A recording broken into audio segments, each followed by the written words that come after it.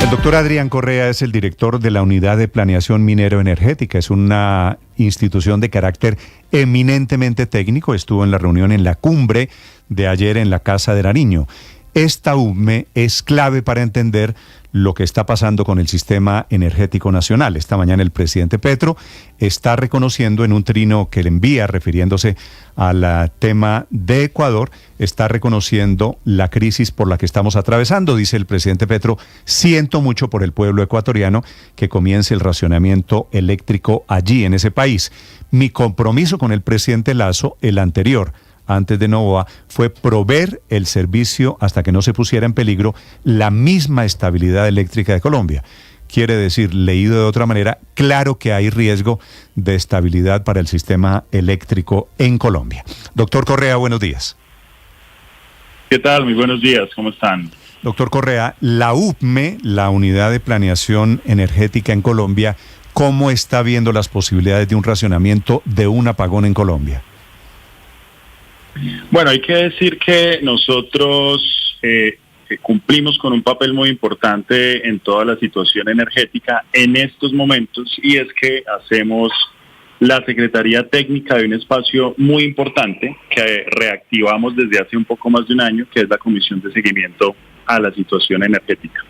Es en el seno de esa comisión en donde nosotros hemos determinado las medidas necesarias. Hemos navegado un 2023 difícil y pues estamos también navegando este final de niño en 2024. Entonces, por supuesto, desde allí nosotros tenemos acceso a las variables eléctricas a través de lo que el operador del sistema, que es XM, se nos informa, por supuesto, al Ministerio y de las demás entidades, y desde allí es que se han venido orientando también parte de las decisiones en este fenómeno del niño. Sí, y doctor Correa, ¿cuáles son las opciones que analizaron en la reunión en la Casa de Nariño de ayer? ¿Qué van a hacer?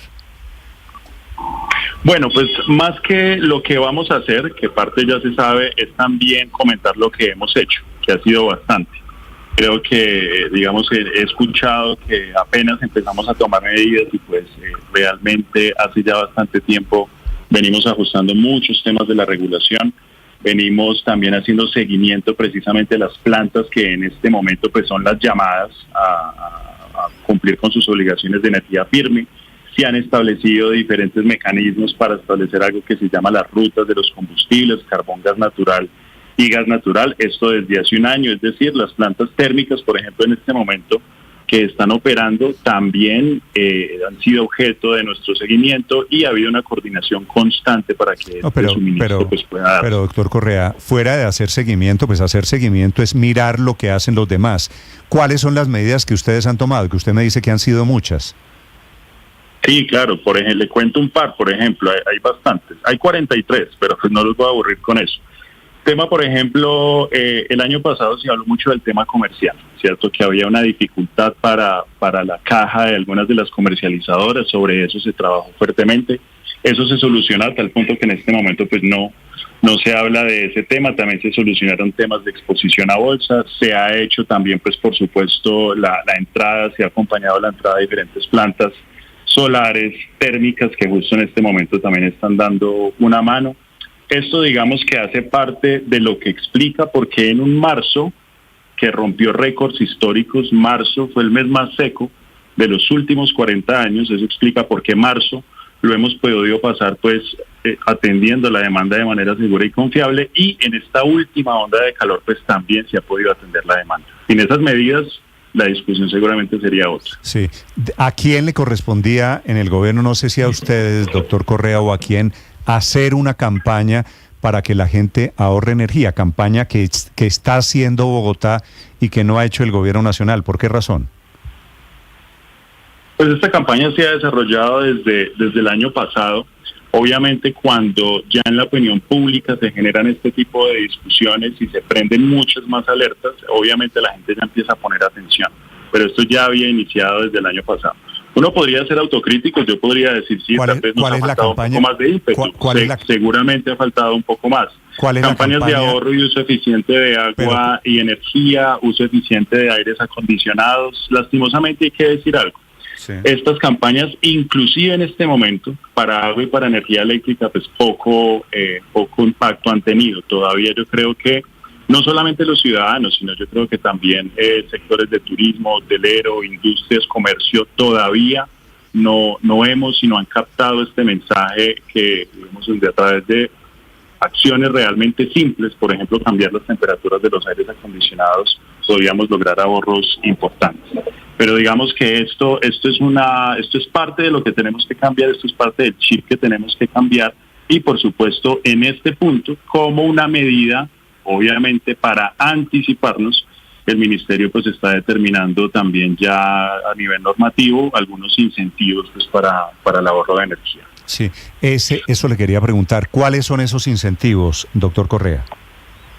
Pues los incentivos son relativamente sencillos, ¿cierto? Establecer unas métricas para que a través de una línea base, un promedio móvil de los últimos meses, cuando se detecte pues que hay una reducción en el consumo, pues se realice una especie de pago, una especie de crédito por ese ahorro de energía. Digamos que esto se ha hecho en el pasado, lo que pasa es que hay que decir que en el pasado la situación era diferente porque los precios de bolsa estaban muy disparados y esto generaba la posibilidad de un delta para un incentivo mayor. Hay que decir también, pues porque todo hay que comunicarlo, que los precios de bolsa, inclusive en marzo, que tuvimos pues una sequía histórica, como lo comentaba, estuvieron bastante controlados. Entonces todo esto hace parte, digamos, de la mecánica que se tiene que definir, pero pues es un mecanismo relativamente sencillo. Doctor Correa, perdóneme, ahí estamos viendo las imágenes, ahí lo veo a usted en la reunión de ayer. ¿Cómo operaría el mecanismo de incentivos para quienes ahorren energía?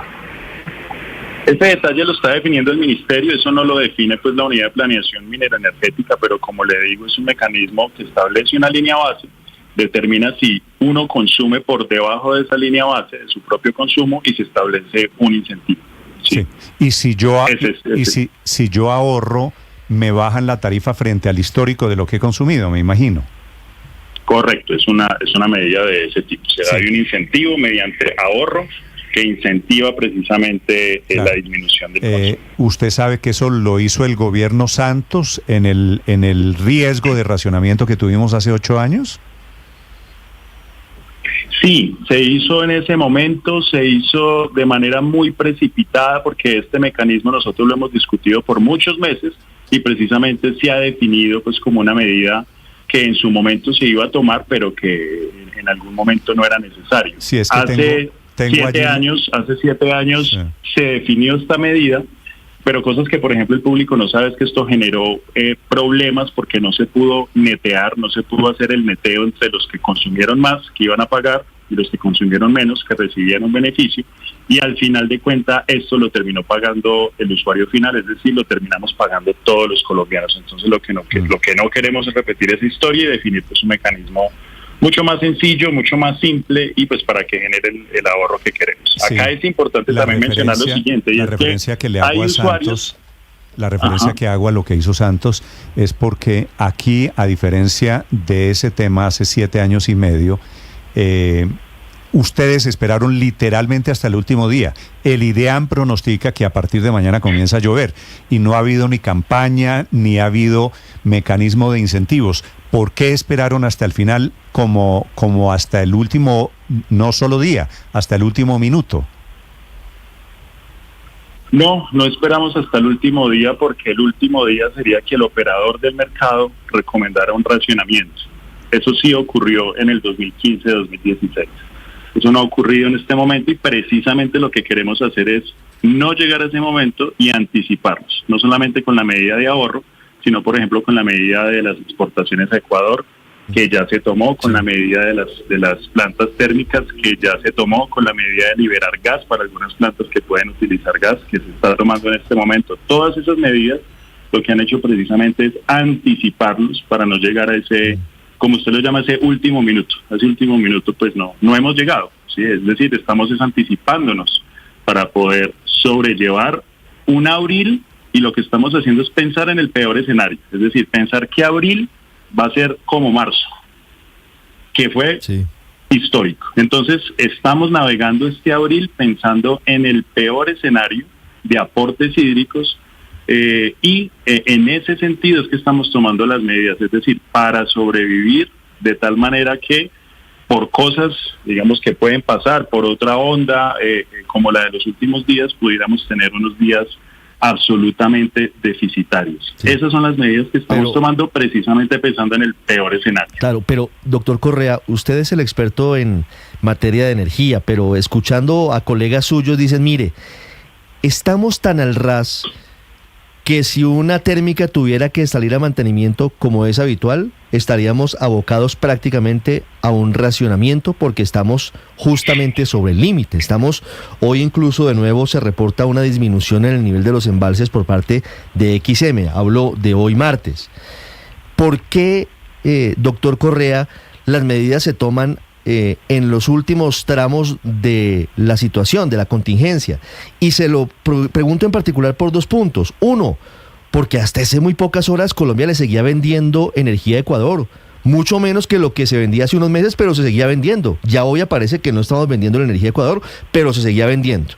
Y segundo, la forma en la que el gobierno abordó este tema no fue una forma en la que, por intentar evitar generar pánico, no termina pegándose un tiro en un pie. Estoy leyendo un trino suyo del 20 de marzo donde critica al espectador porque supuestamente habla del nivel bajo de los embalses y entonces dice, acá algo de pedagogía sobre el asunto para evitar generar pánico. ¿No era mejor advertirle a la gente lo que podía pasar y no venir como el mal estudiante a última hora, doctor Correa, a tomar medidas a ver si logramos pasar raspando la materia? No, nuevamente sobre los embalses lo que hemos dicho es que hay una senda de referencia. En este momento el colchón se ha cortado, pero todavía tenemos un colchón. Y precisamente las medidas que se están tomando es para mantener ese colchón entre la senda de referencia y el nivel de los embalses. De ahí las medidas pues que hemos tomado, es precisamente para no bajar ese nivel. El colchón está a punto de acabarse. El colchón es hasta el 27% y estamos en 29.5%.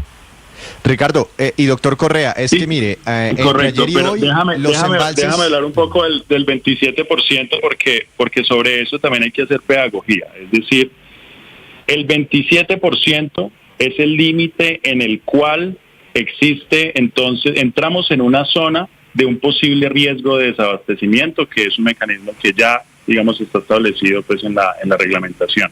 No es que lleguemos al 26.99 pues y al otro día ya entonces entramos en racionamiento. Es una zona a través de la cual se define que hay un riesgo, ¿bien? Y esa es la zona en la que no queremos navegar. Esa es una zona en la que si se navega por semanas, entonces puede haber efectivamente ya un riesgo más materializado. Esa es la zona en la que no queremos entrar y por eso las medidas que estamos tomando es para anticiparnos, para no llegar a esa zona. Doctor Correa, mire, entre ayer y hoy los embalses disminuyeron 0,33 puntos porcentuales. Si siguen cayendo a esta velocidad, que es la que han tenido en los últimos días, en un plazo de 7 u 8 días estaremos en esa barrera, y no llueve harto, estaríamos en esa barrera del 27%, que sería el nivel crítico. ¿Ustedes ya tienen un plan para ese momento? Porque estamos hablando de una semana prácticamente, eventualmente, ¿no? Si no llueve con fuerza, para pensar en desconexiones, en racionamientos, ¿cómo sería esa estrategia? ¿Ya la tienen pensada?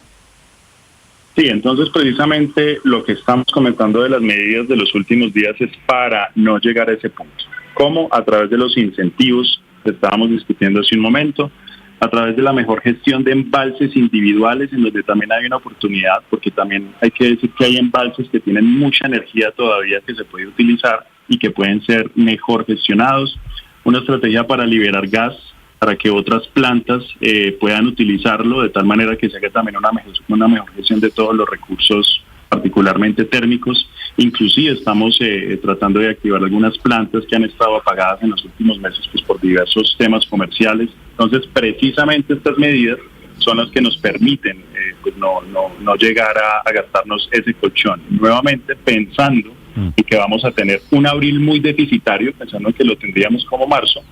Parece que no va a ser así, pero eso es lo que estamos anticipando precisamente. Sí, doctor Correa, si hipotéticamente llegamos a 27% en el nivel de embalses, que ha sido como el límite establecido, ¿qué pasa al día siguiente? ¿Se anuncia racionamiento en Colombia?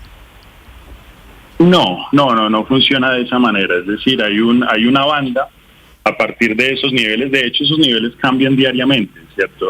En ocasiones es 26.5, 27, pero hay una banda, digamos, que puede ser de un par de puntos porcentuales, ¿cierto? Entre 25 y 27%.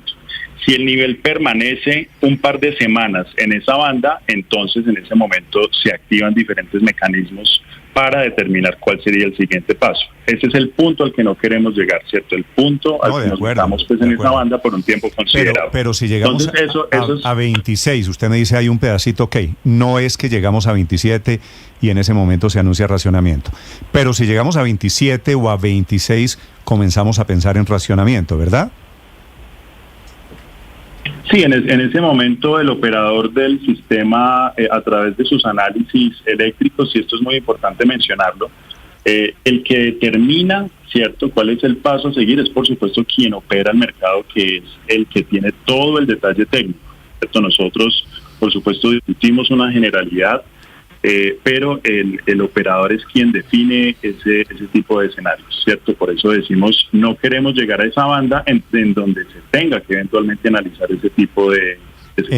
En la reunión de ayer, tengo entendido, hablaron pues obviamente de todos estos temas. Si hipotéticamente hay un racionamiento, si llegamos al 26 o al 27, la cifra que sea, Dios no lo quiera, ¿cómo sería el racionamiento, doctor Correa? No, digamos que sobre eso no me puedo pronunciar, pues porque son detalles, sería parte de lo que se tiene que definir a través del operador, ¿cierto? Pero eso no, digamos que no hace parte de la discusión en este momento. En este momento estamos en modo anticiparnos a un abril que sea igual a marzo. Y en ese sentido es que queremos navegar este mes para no llegar a meternos en esa banda que activaría un posible riesgo. Doctor Correa, ¿no han pensado todavía en adelantar la hora para ahorrarnos y tener una hora más de día? No, eso todavía no se ha considerado. Eso en algún momento, hace por allá un año, lo discutimos, pero no, eso no ha continuado con discusión. Vale, hoy estamos en modo esperar que llueva, esperar que las medidas, que el llamado al ahorro sean suficientes. Doctor Correa, le agradezco estos minutos, muy amable. Bueno, con mucho gusto, claro. Es el director de la Unidad de Planeación Minero-Energética desde el Ministerio de Minas y Energía, Felipe